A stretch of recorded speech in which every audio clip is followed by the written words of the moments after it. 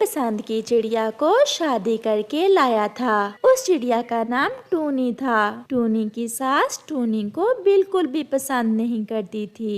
वो हर बात पर टूनी को टोकती थी। अरे बहू, ये तूने खाना किस तरह का बनाया है? तेरे अंदर तो एक भी अच्छा गुण नहीं है। माँ, अच्छा भला तो बनाया है टूनी ने खाना। चुप कर पत्नी के चमचे, मैं कोई झूठ बोल रही हूँ? और हाँ, एक बात और, मेरी सहेलियों के बेटों की शादी भी तुम्हारी शादी के साथ ही हुई थी। सबकी भुइयां ही पेड़ से हैं, सवाए तुम्हारे। तू कोई बच्चा भी जनेगी कि सिर्फ खाने पर ही ध्यान देगी? माँ, आप भी ना ऐसे ही। अभी कुछ महीने तो हुए हैं हमारी शादी को। मेरी बात कान खोल कर सुन लो बहू रानी, मुझे भी इस घर में बच्चा चाहिए। अगर 1-2 महीने में तुमने मुझे खुशखबरी ना सुनाई तो मैं बंटू की दूसरी शादी कर दूंगी। और फिर भगवान की करनी ऐसी होती है, टूनी भी पेट से हो जाती है। और अब उसकी सासू माँ ने खुश होने की बजाय एक नई डिमांड शुरू कर दी थी।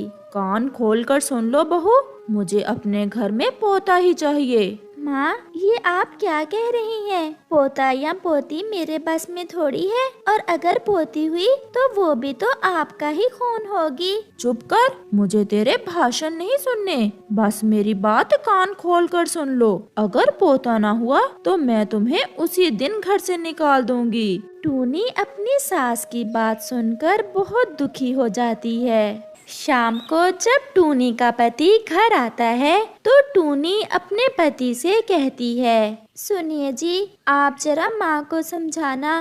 वो कह रही थी कि उन्हें पोता ही चाहिए। तो ऐसा क्या गलत कह दिया मेरी माँ ने? मुझे भी बेटा ही चाहिए। चिड़िया अपने पति के मुंह से ये शब्द सुनकर और भी दुखी हो जाती है। ऐसे ही कुछ समय गुजर जाता है और चिड़िया के अंडे से एक सुंदर सी बेटी निकलती है, जिसे देख उसकी सास और पति गुस्से से आग बगोला हो जाते हैं और टूनी को उसका पति और सास घर से बाहर निकाल देते हैं। टूनी की तो कुछ समझ नहीं आ रहा था कि वो अपनी बेटी को लेकर कहाँ जाए। वो सारा दिन मारी मारी फिरती है, लेकिन उसे कोई ठिकाना नहीं मिलता।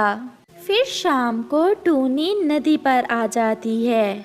मुझे और मेरी बेटी को जीने का कोई अधिकार नहीं है, हमें मर जाना चाहिए। वो नदी में छलांग लगाने ही लगती है कि वहाँ कबूतर आ जाता है। रुको चिड़िया, रुक जाओ। तुम अपनी मासूम बेटी और खुद को क्यों खत्म करने जा रही हो? क्योंकि इस दुनिया में मेरा कोई नहीं है और मुझे जीने का कोई हक नहीं है।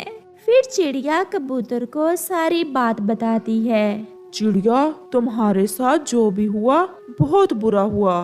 चिड़िया, आज से मैं तुम्हारा भाई हूँ। तुम चलो मेरे साथ मेरे घर। फिर चिड़िया कबूतर के साथ उसके घर चली जाती है। कबूतर के घर उसकी माँ भी थी। कबूतर अपनी माँ को चिड़िया के बारे में सब बताता है। कबूतर की माँ बबली कबूतरी भी एक दयालु पक्षी थी। वो भी चिड़िया को अपनी बेटी बना लेती है।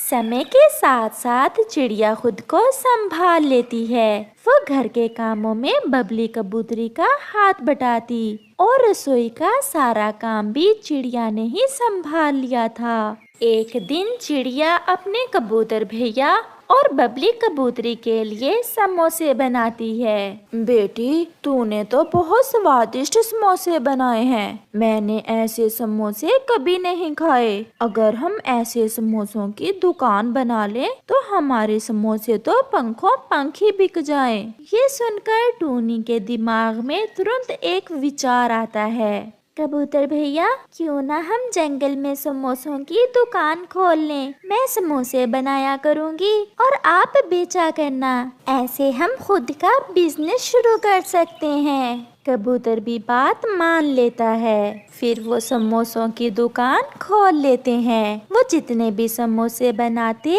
शाम तक सभी बिक जाते। आहिस्ता आहिस्ता उनके समोसे तो बहुत मशहूर हो गए थे। पक्षी दूर दूर से आकर उनके समोसे खाने लगे। अब तो उन्होंने दुकान की जगह बहुत बड़ा होटल खोल लिया था और उन्होंने अपने होटल में बहुत से मुलाजिम भी रख लिए थे। चिड़िया और कबूतर सारा काम अपनी निगरानी में करवाते। बंटू चिड़े को भी चिड़िया की तरक्की के बारे में पता चलता है तो वो भी टूनी के पास आता है। बंटू, आप यहाँ क्या करने आए हैं? मैं अपनी बेटी से मिलने आया हूँ। मुझे उसकी बहुत याद आ रही थी। अच्छा, तो आज आपको अपनी बेटी की याद आ रही थी। उस दिन का क्या, जिस दिन आपने हमें अपने घर से निकाल दिया था और एक बार भी हमारे पीछे आकर नहीं देखा कि हम मर गए हैं या जिंदा हैं। अब आप यहाँ से जा सकते हैं। अब हमारा आपसे कोई रिश्ता नहीं है। टूनी, तुम मेरे साथ ऐसा ना करो। मेरे पास कोई नौकरी नहीं रही, घर में फाके पड़े हुए हैं और माँ की दवा के लिए भी पैसे नहीं हैं। तो यूँ कहिए ना कि आज भी आप हमारे लिए नहीं बल्कि हमारा बिजनेस देखकर आए हैं। बताइए कितना पैसा चाहिए आपको, मैं दे देती हूँ, लेकिन दोबारा हमारे पास आने की कोशिश न करना। फिर चिड़िया बंटू चिड़े को एक माकूल रकम देकर वहाँ से भेज देती है और खुद अपनी बेटे के साथ खुशी खुशी का जीवन बिताती है। कालू कौवा एक अमीर पक्षी था। वो अनाज का बहुत बड़ा कारोबार करता था। इसी सिलसिले में उसे अक्सर दूसरे जंगल जाना पड़ता था। आज भी वो अपने काम के सिलसिले में दूसरे जंगल गया था तो वहाँ उसकी मुलाकात गोरी कौवी से होती है। बातों ही बातों में गोरी कौवी उसे बहुत अच्छी लगती है। वो उसे बिहाकर अपनी हवाई मोटर में बैठाकर साथ ले आता है। अरे कालू बेटा, ये तुम इतनी सुंदरी कौवी कहाँ से साथ ले आया? माँ, ये गोरी है। हम दोनों ने शादी कर ली है। अगर मैं आप पर रहता तो आप तो किसी घरेलू सी कौवी के साथ मेरी शादी करती। तो तेरा क्या मतलब है? ये कौवी घर के काम काज नहीं करेगी? मेरी उम्र है कोई घर के काम करने की अब? नहीं माँ जी, मेरे माता पिता ने मुझे ऐसे संस्कार नहीं दिए। उन्होंने मुझे अच्छे से समझा कर भेजा है कि अपने पति के घर वालों की बहुत सेवा करनी है। आप चिंता ना करें माँ जी, मैं आपकी बहुत सेवा करूँगी। जीती रहो बेटी। फिर तो तुम्हारा तल्लक किसी अच्छे घराने से है और ये तूने गहने भी इतने ज्यादा पहने हुए हैं। लगता है तेरे मैके वाले भी बहुत अमीर हैं। जी माँ जी, और मेरी माँ ने मुझे समझा कर भेजा है कि जाते ही अपने सारे गहने उतार कर अपनी सासू माँ के हवाले कर देना। फिर गोरी कौवी अपने सारे गहने उतार कर अपनी सासू माँ के हवाले कर देती है। गोरी तो चंद लम्हों में ही अपनी सासू माँ का दिल जीत चुकी थी। फिर गौरी ने सारे घर को संभाल लिया था और रसोई भी बहुत अच्छे से बनाती थी और अपनी सासू माँ से बैठकर घंटों बातें करती। उसने अपनी सासू माँ को अपने पूरे एतमाद में ले लिया था। एक दिन सुबह जब गौरी की सासू माँ सोकर उठती है तो उसके गले का महंगा हीरों का हार नहीं था। वो तो शोर मचा देती है। कालू, कालू बेटा जल्दी आओ। हाँ माँ, क्या हुआ है? क्या कोई डरावना सपना देखा है? नहीं बेटा, मेरा हार नहीं है मेरे गले में। फिर वहाँ गौरी भी आ जाती है। माँ, तुमने उतार कर कहीं रख लिया होगा। नहीं बेटा, तुम तो जानते हो मैंने वो हार कभी भी अपने गले से नहीं उतारा। वो हार तुम्हारे पिता ने मुझे तोहफे में दिया था, इसलिए मैं उस हार को हमेशा अपने गले में पहने रखती थी। माँ, ये भी तो हो सकता है आपने वो हार उतार के रखा हो और कोई चोर चुरा कर ले गया हो। नहीं बेटी, जब मैंने वो हार उतारा ही नहीं तो चोरी कैसे हो गया? हाँ माँ, मुझे याद आया, आप कल बाजार भी तो गई थी शॉपिंग करने। मुझे तो लगता है आपका हार वहीं किसी चोर ने उतार लिया होगा। आपको नहीं पता आजकल के चोरों का, चोरी करते समय पता ही नहीं लगने देते। हाँ बहू, शायद तुम ठीक ही कह रही हो, मेरा हार जरूर बाजार में किसी ने उतार लिया होगा। फिर कुछ दिन गुजरते हैं कि उनके घर की अलमारी से सारे गहने चोरी हो जाते हैं। बेटा, उस दिन मेरा हार चोरी हो गया और आज अलमारी से सारे गहने। माँ, अलमारी की चाबियाँ कहाँ हैं? बेटा, वो तो मेरे पास ही हैं। माँ, मेरी माँ ने तो आप घर की सारी चाबियाँ गौरी के हवाले कर दें। आपको भूलने की बीमारी लग गई है। आप चाबी रखकर भूल गई होंगी और किसी मुलाजिम ने मौके का फायदा उठाकर अलमारी से गहने निकाल लिए होंगे। हाँ बेटा, तुम ठीक ही कह रहे हो।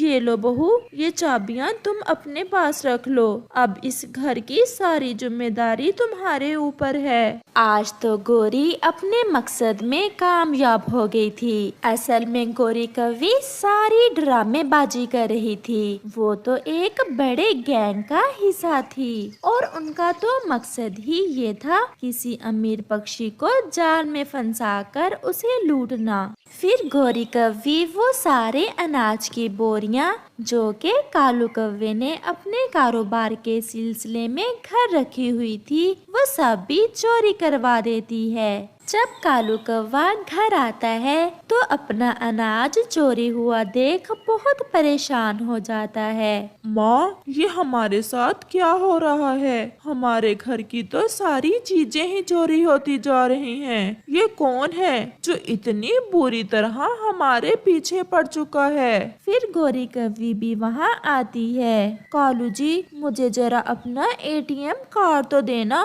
मैंने शॉपिंग भी करनी है और कुछ खाने पीने का राशन भी लाना है। घर में मौजूद सारा राशन तो खत्म हो चुका है। जी पत्नी जी, ये ले कार्ड और जितना दिल करे उतनी शॉपिंग कर लेना। फिर गौरी कव्वी चली जाती है। बेटा, एक बात कहूँ, अगर तुम गुस्सा ना करो तो? हाँ माँ, बोलो। बेटा, मुझे तो तेरी पत्नी पर शक है। जिस दिन से वो आई है उसी दिन से हमारे घर में चोरियां हो रही हैं। हाँ माँ, मैंने तो इस बात पर गौर ही नहीं किया। मैं अभी पुलिस स्टेशन जाता हूँ। पुलिस स्टेशन जाकर कालू कव्वे को पता चलता है कि पुलिस भी गौरी कव्वी को कब से ढूंढ रही थी, क्योंकि वो पहले भी ऐसी कई वारदातें कर चुकी थी। फिर पुलिस कालू के घर आकर गौरी कव्वी को गिरफ्तार करके ले जाती है।